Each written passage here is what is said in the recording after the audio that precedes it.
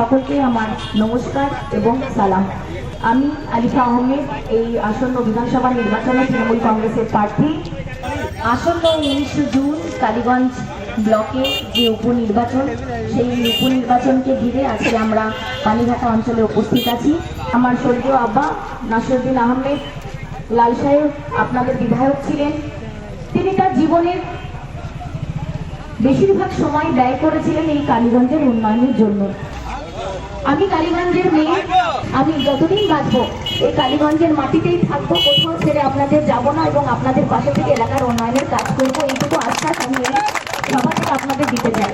যে দল কিভাবে দিন রাত্রি আপনাদের পাশে থেকে মানুষের কাজ করে যাচ্ছে। আপনারা জানেন, পাশে থাকার ব্যাপারে কোনোদিনই কখনো বাজ বিচার করেনি, সর্বতভাবে মানুষের সবসময় সেবা করেছে এবং পাশে থেকেছে।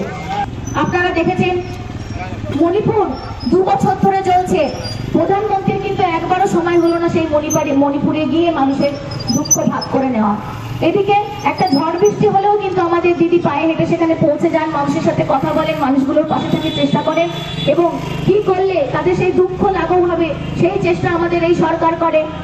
আমাদের দিদি, আমাদের সরকার মানবিক সরকার, তারা মানুষের কথা ভাবে। আমাদের সরকার একটার পর একটা প্রকল্পের মাধ্যমে মহিলাদেরকে হাত শক্ত করেছে। লক্ষ্মীর ভান্ডার বলুন, কন্যাশ্রী বলুন, রূপশ্রী বলুন, লোকসভাতে প্রায় 38% মহিলাকে আমাদের সরকার পাঠিয়েছে তাদের আওয়াজ লোকের মাধ্যমে, তাদের আওয়াজ পৌঁছে দেওয়ার জন্য। কিছুদিন আগেই যে আমাদের দীঘাতে জগন্নাথের মন্দির, শুধুমাত্র মন্দির নির্মাণ করেই সরকার থাকেনি, সরকার এটাও ভেবেছে যে সমস্ত বয়স্ক লোকরা এখনো জগন্নাথ দর্শনে যেতে পারেনি, ঘরে ঘরে সেই জগন্নাথের প্রসাদ পৌঁছে দেওয়ার কথা।